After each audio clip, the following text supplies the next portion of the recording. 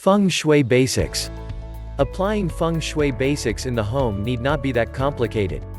There are some ways in which this ancient practice can be used to make the home flow with positive energy or Kai. Here are some of the basic Feng Shui practices that you need to know and can easily apply to make your home as well as your life filled with positive Kai. Light, air and Feng Shui. In order to fill your home with good Kai, you may need to have good quality air as well as lighting. In Feng Shui, it is believed that Kai flows through with the help of air as well as natural light.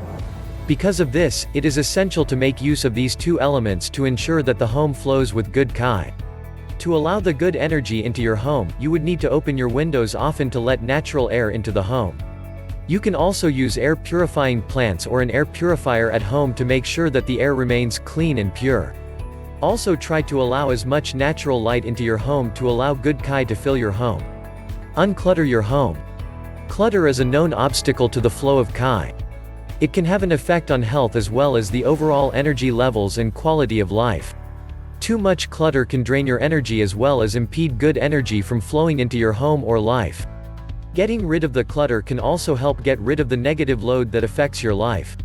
By clearing clutter, you are creating a harmonious environment in your home flowing with good energy. Know your Feng Shui birth element. In order to understand better how you can use Feng Shui to achieve a certain balance in your life and home, you might need to know your own birth element. There is a certain element that corresponds to your birth year. Knowing what element you are born with can help you decide on what is the best approach to achieve that certain balance in Feng Shui.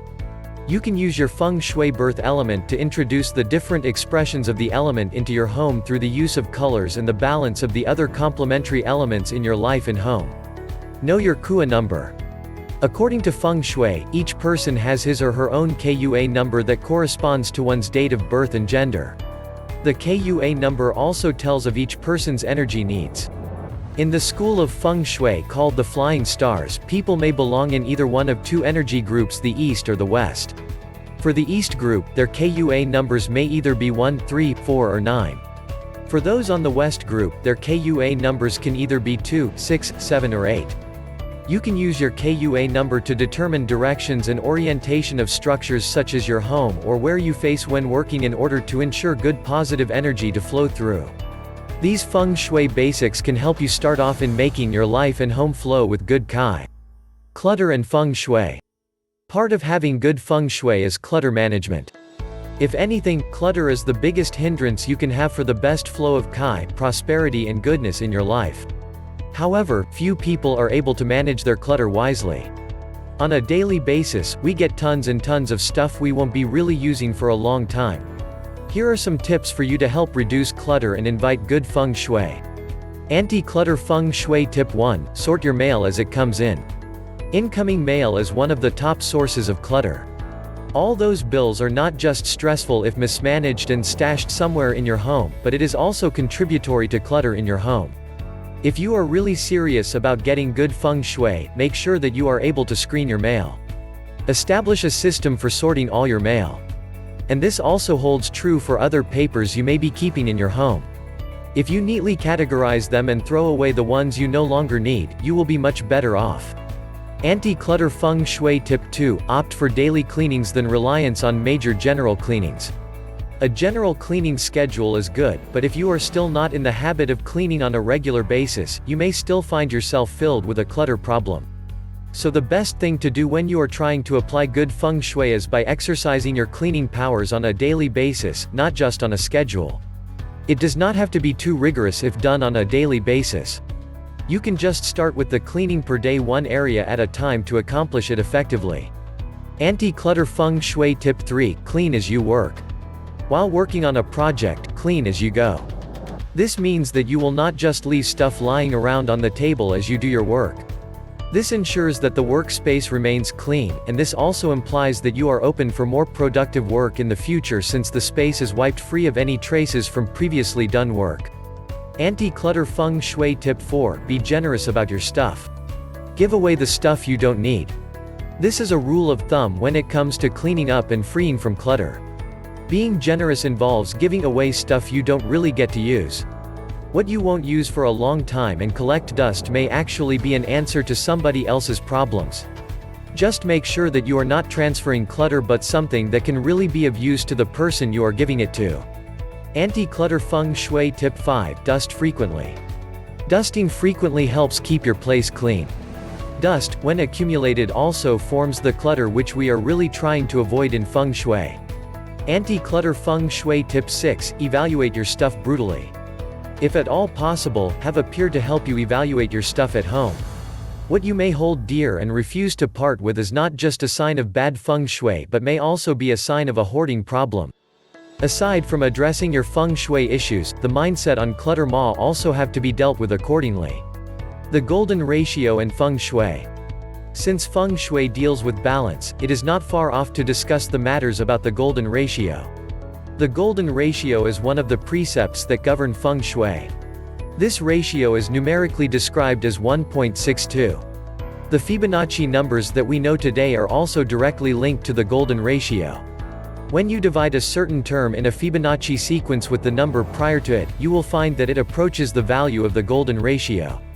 Beauty equals symmetry. The beauty of objects may be measured by its closeness to the golden ratio. The symmetry of objects is the attribute that tells if a thing is beautiful or not for the most part. People naturally love balance of elements, and for the Kai to flow, the golden ratio must apply. The golden ratio in history. The golden ratio is manifested in various works of art that have been lauded by the world as masterpieces. The genius in Da Vinci lies in the symmetry of his works that reflect the golden ratio. The drawing of the Vitruvian Man is a classic example of man who had the ratio of 1.62 all over his body and was considered as a picture of perfection. The golden ratio in famous places. Famous places such as the pyramids of Egypt also employ the golden ratio. The half of the bottom layer of the pyramids of Egypt is also a factor of 1.62. The golden ratio in plants.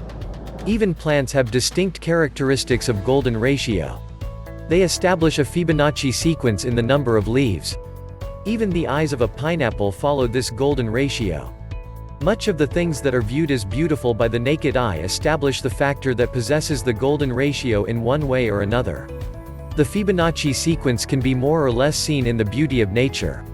Even human DNA has factors that are assimilative of the golden ratio. The golden ratio to facial features. If the ratio of your nose to your chin to the horizontal space between your nose and one side of your cheek is more or less the same as the golden ratio, you will find that the face is judged as attractive. In some experimental studies done by scientists, where they showed pictures of women to infants, the ones which had an impact were the more symmetric faces. Applying the golden ratio in your office space. In your office space, it is quite easy to apply the golden ratio for establishing balance and good Feng Shui. Just make sure that the rectangular objects in your office follow the 1.62 golden ratio. You don't need a ruler to measure it on the dot. Just by looking at relative sizes between objects that practice the golden ratio will already suffice for giving good balance and Feng Shui to your office space. Applying the golden ratio in your home. The golden ration may be a bit trickier to apply at home than in your office. You might have to apply the ratio to different furniture in your home.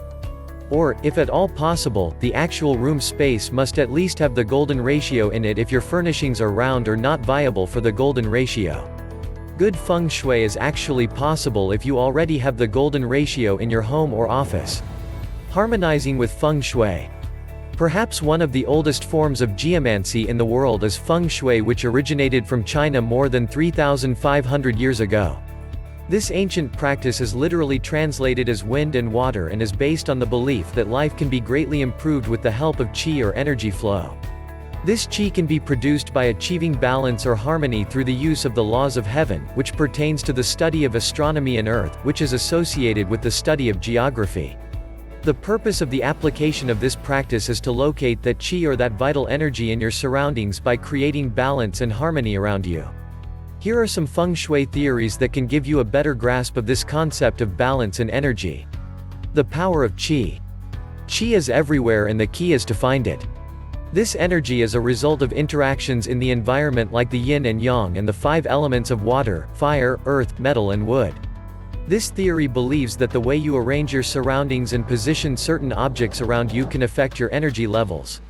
It also believes that these energy levels can even influence your health, wealth, relationships and even luck. By properly organizing your environment, qi can flow through the space freely and can create a positive effect to those who live in the area. The union of the yin and yang. The yin and the yang are two opposing forces or energies that work together, creating a unity of opposites. The yin is characterized as the passive energy that is associated with the characteristics of water, cold, peace and tenderness, while the yang is described as the active energy like those from heat, fire, excitement and speed. In other words, if yin is matter, yang is energy, and neither of them can exist without the other. The key to understanding this practice is to achieving a proper balance of yin and yang in our environment. Balance through bagua.